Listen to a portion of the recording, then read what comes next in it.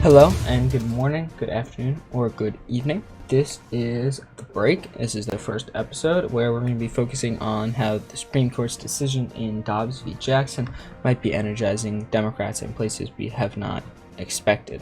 But first, we're going to start off with Joe Biden's approval rating here. So you can see it's at 55.9. Yesterday, it was at an all-time high. It was at 56.2, 56.1. 50, I can't find it. 56.2 was the high. That was on June 30th, excuse me. But Joe Biden hasn't had a approval rating of 50% since around August of last year.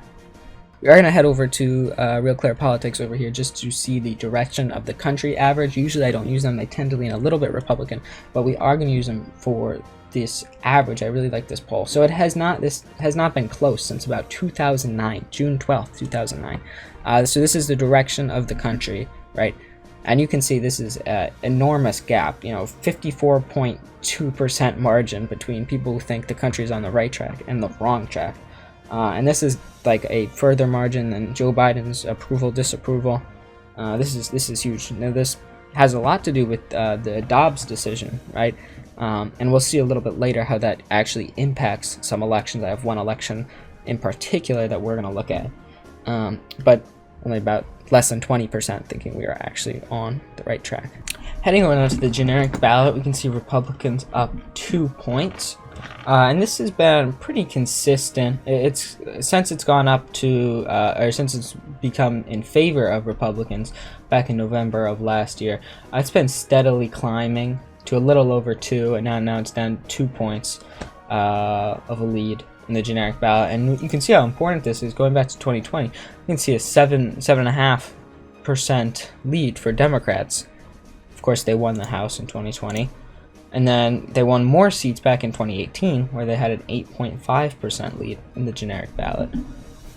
Heading over to the Senate polls, we'll start with Arizona. Arizona has not had a primary yet, so I haven't been looking too closely at some of these numbers. But you can see with both of these recent polls, they are partisan polls. They're sponsored by the Future Majority organization. But they do both have Mark Kelly up, the incumbent. So again, there's no primary yet, but that is something to watch. Arizona likely to be a close race, but it leans towards Kelly right now. Heading to Florida, I've been looking mainly at this May 26-27 poll. So it's old, but it's an A- rated pollster, having Marco Rubio up 6 points over Val Demings. This is also a partisan pack, which is interesting, having Rubio up. So he's probably up by maybe 7, 8, 9 points if we factor that in, but that might not be the case. Again, this was just one poll, and there's also this +2 pollster from a pollster that doesn't really do much, Phillips Academy. They have not really done many polls before, but Marco Rubio up about 6, give or take a couple points in Florida. In Georgia, it's a super close race. We have Raphael Warnock up by 0.3%, and we'll talk about this Quinnipiac poll having him up 10 points later in the video. But a new poll came out having him +4. So before the +4 came out, he was up about 0.5, and then that dropped him down to 0.3. So still a close race. At one point, Herschel Walker was leading by almost 6 points. But the gap has closed, and this is really the first time Raphael Warnock has actually taken the lead, which is very interesting for an incumbent in a state so close. In Nevada as well, still a very, very close race. Catherine Cortez Masto up less than a percentage point here, or Adam Laxalt. So you can see this is the most recent. Before we had +20, 23, +21. And then again, this is University of Nevada, so it's not an accredited pollster, it doesn't have a rating. And then this one is a partisan poll, but it still has Cortez Masto up 3. So this is a partisan sponsored poll, but it does have Catherine Cortez Masto up 3 points.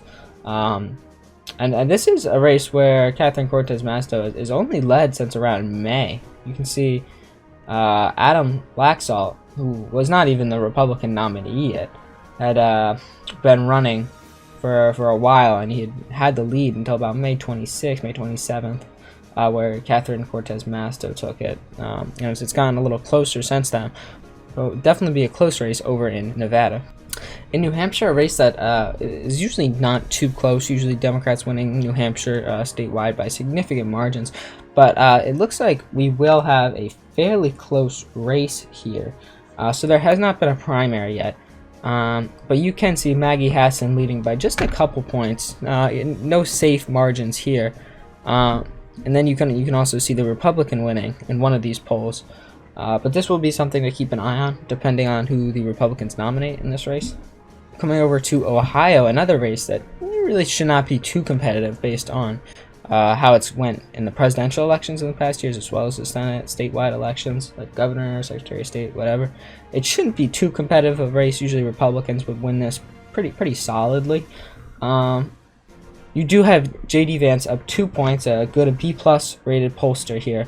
But you also have these two polls here. They are partisan-sponsored polls. They do have Tim Ryan up 2 points and 3 points. So it's definitely something to take a look at. We'll look at that over the coming weeks and months. Now looking at North Carolina, this should also be a very close race. Ted Budd up 2.4%. We've had a couple more polls here. Some of these are partisan sponsored polls. You can see right here and right here. These two B+ rated pollsters are both partisan sponsors. But we do have a Survey USA poll, which is an A rated pollster, having the Democrat up 4 points here. Actually, kind of interesting to see. But we will keep an eye on this as it develops. It's likely to get closer and closer. And finally, heading to Pennsylvania, we're going to be looking at mainly these three polls here. I averaged these together. I believe it was these three, and I got a 6.3% lead for John Fetterman over Dr. Oz. And then you can see, really, this was probably not Republicans' best candidate, just based on this poll alone, because usually this poll has him up 9 over Oz. This one has him up 6, And I'm using these polls because they're the most recent, from June 10th to the 19th about. They're two B+ rated pollsters, as well as this one. But this should give us a pretty solid indication of John Fetterman's lead right now, and he definitely is leading. He is a little bit of a stronger candidate over Dr. Oz, which is one of the reasons that Republicans are more favored to win the House, but not as much in the Senate, because they're putting up weaker candidates in some of these big important races. But let's get to that, actually.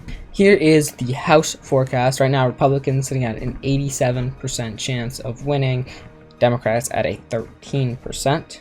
So you can see all the House seats here, and I'm not going to go through all of them. It's just 538 if you want to go take a look. It's very interesting. Their models are always great. But the House, very favored for Republicans to win. The Senate, on the other hand, it's still just the slightest bit in favor of Republicans. Only a 54% chance right now. Democrats with a 46% chance, right?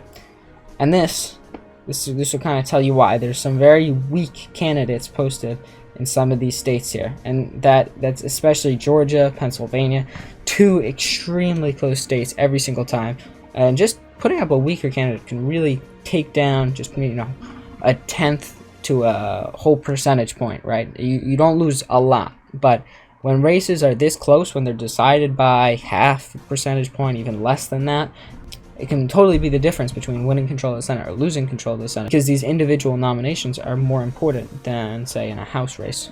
We're also going to look at some governor's races. Arizona has not had a primary yet, so we do not know who will be running against Katie Hobbs. But again, still something to keep an eye on, likely to be a very close race. Colorado, not something I'd expect to be a close race. I did throw it in to the races I'm watching for governor on my board, but I've averaged a couple of the polls here together, the more recent ones, and I had Jared Polis up 17.5 points, so pretty safe margin. Right now, Colorado is always something to watch. It can go a little bit to the Republicans, and then it becomes a battleground state, and then sometimes it doesn't, so we're just taking a look at it.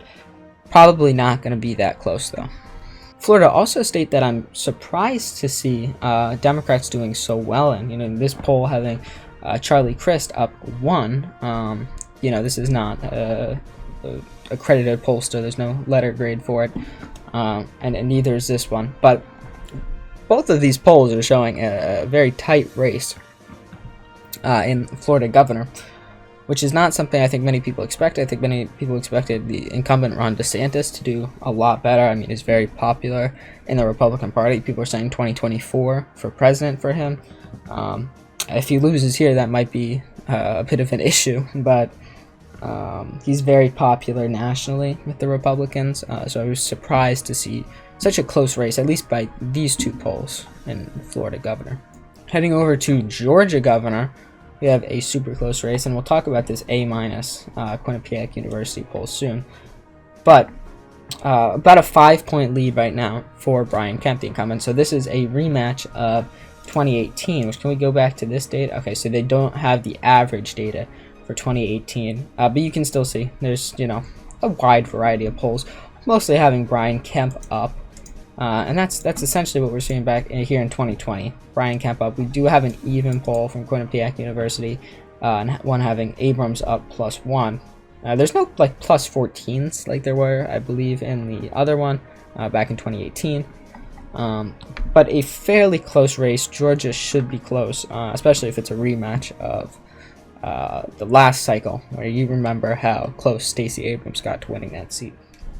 Kansas governor, a lot of people actually don't know there's a Democratic incumbent there. One of those races where you have a Democrat in a super red district, and it's very common, actually, more common than you may think. There's a lot of Republican governors in very solid Democrat states, and this is essentially the case here. But with the exception of this poll right here from Clarity Campaign Labs, which is a partisan-sponsored poll, you have Republicans winning this seat, but it'll probably be close, not because Kansas is a swing state, but because the governor here, the Democratic governor, is fairly liked. She was fairly liked when she was running for office. That's how she got elected, as well as the Republican candidate not being so good, not very strong. But a race to watch. I don't really know how this is going to go. In Maine, we can see Democrats leading by average around 5%. I think I was just using this poll right here. But this is, again, a state that really should not be too close. I'm kind of expecting Democrats to win in this statewide. You know, there was the Maine's District 2, which usually gets won by Republicans. It was usually fairly close. But statewide, Maine is pretty solidly Democrat. So I expect this is more likely just a low polling number for him, possibly related to Biden's low approval rating. I'm not exactly sure, but again, the Democrats pretty favored to win in this race. Michigan has not had a primary yet, and these are mostly old polls from late May, but you can see all of these polls having Gretchen Whitmer 30 plus points.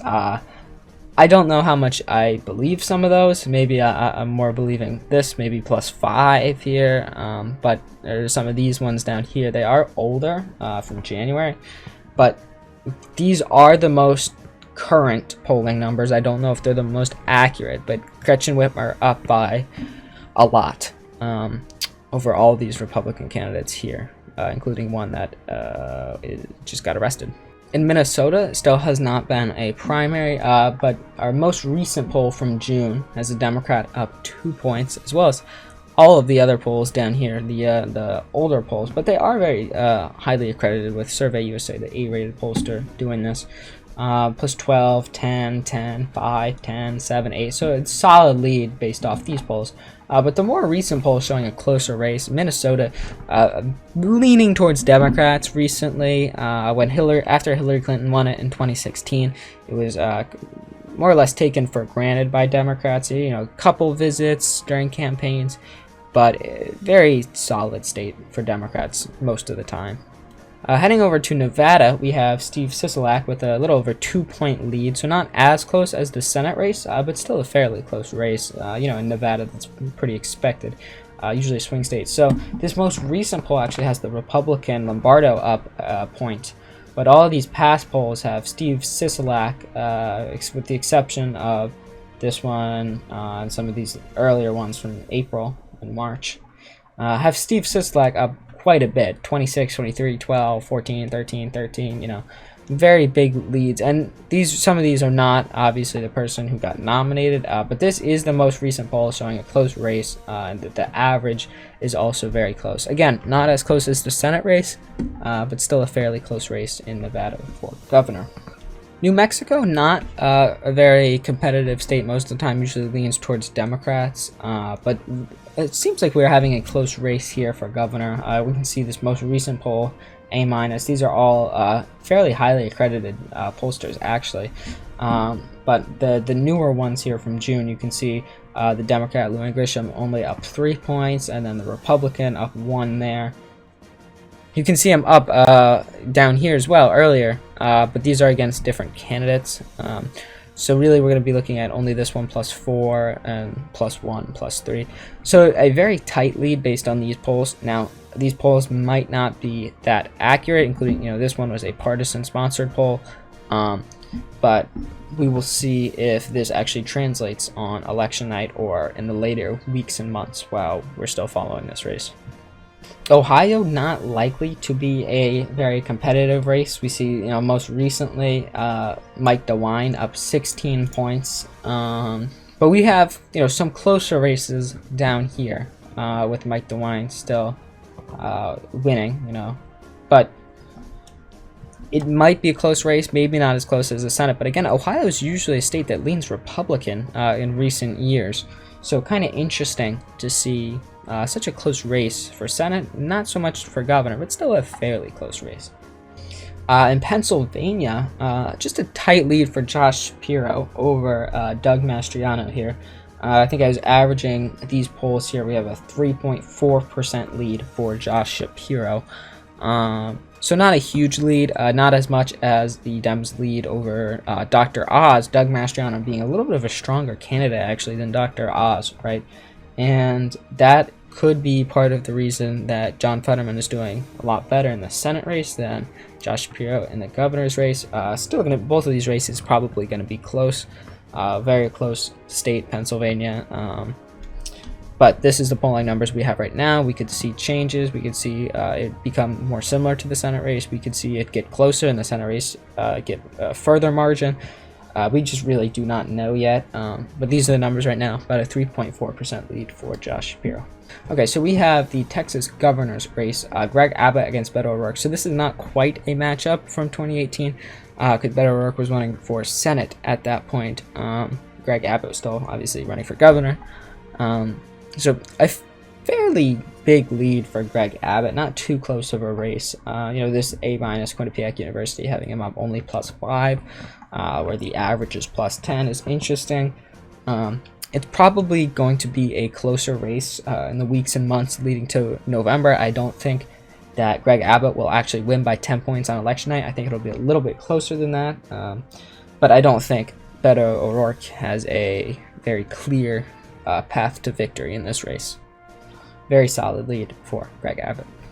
And then finally, Wisconsin. We don't have any average polling data here, but the polling is fairly solid recently. No primary yet, so we don't know which one of these candidates will be taking on Tony Evers, but a fairly decent lead in all of these races with all of these candidates here. So we'll see how that goes. Once the primary happens, we'll see how the race shifts and develops. Likely to be a pretty close race, along with the Senate race for Wisconsin as well. All right, now we're going to look at a election, the Nebraska special election.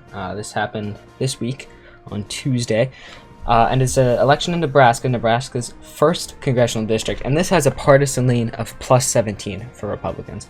So this election was between Mike Flood, the Republican, and Patty Pansing Brooks, the Democrat. So first, I just want to go to 2016 here. Here are the 2016 results for Nebraska statewide. Trump wins by 25%, right?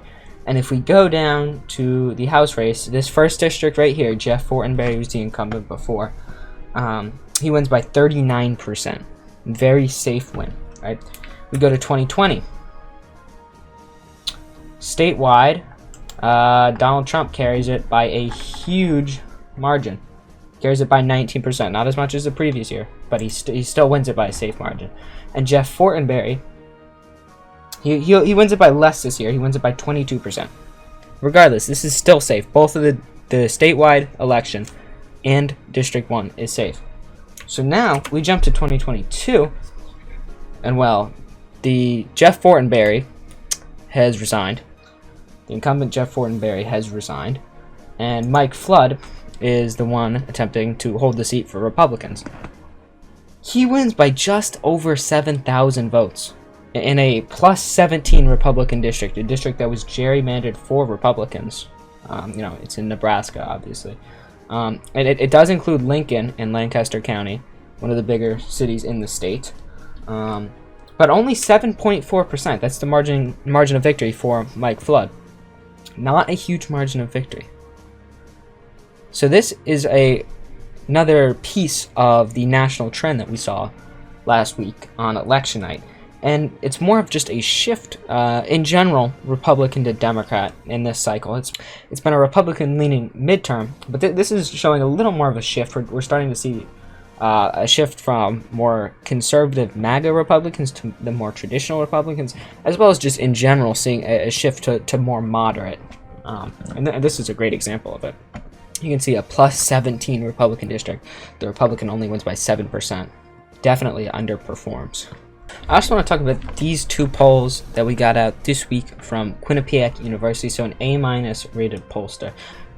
There's these two polls that I really think are interesting. So this Warnock plus 10 in Georgia over Herschel Walker.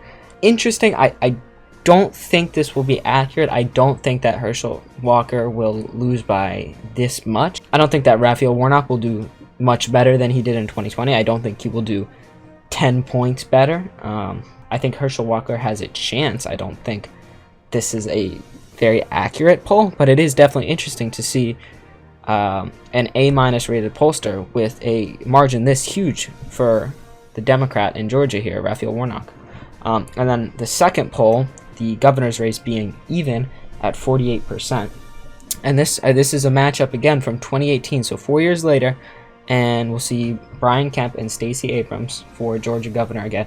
And this is going to be an interesting election because Georgia has continued to shift blue. It went blue in 2020, full blue, 2 Democratic senators, and obviously Joe Biden. So is that enough of a shift so that Stacey Abrams can now win? She had a shot in 2018. She's very, very close in 2018. And this poll has her even. And if we go to the average, Brian Kemp's still up by a lot here, by 5 points. And a lot of the polls, even some of the higher rated polls like Survey USA here, having Brian Kemp up. And this one's David Perdue, this is from earlier here. But this is the most recent poll, this A- rated pollster from Quinnipiac University. This could be very accurate. Unlike the Raphael Warnock up 10, I don't think that's very accurate. Either way, these are still very important polls because they are very high rated, and it will tell us something. So I want to look at a poll from Marist College here. So Marist is an A-rated pollster by 538, so very credible. And just looking at some of the polls here, this is one of the ones I found most interesting. This is a poll for how likely people are to vote after the decision by the Supreme Court in Dobbs v. Jackson. So this is 61% of people saying that after the Roe v. Wade decision, they are more likely to vote. And if we go up using data from the same poll, we know that 55% of the people taking this poll support abortion rights, right? And there are some other questions in here about the confidence of the Supreme Court, and there's a lot of other interesting things here, which I don't really have time to go into. But this is probably the most interesting one. So we've seen Republicans leading in the generic ballot, and they still are, but this presents a little bit of a challenge to them. This might be unseen so far by these generic ballot polls, by these approval rating polls for Joe Biden, for Kamala Harris, for Congress in general. Although Congress in general usually does have a much lower approval rating than the actual generic ballot or the polls or whatever. But this is something that you might actually see affect the elections. And that will conclude the first episode of The Break. I hope you enjoyed watching it. I hope you learned a thing or two. I hope you're looking forward to the next one. And if you could, like and subscribe, hit the bell so you're notified when the next episode comes out. Goodbye, everybody.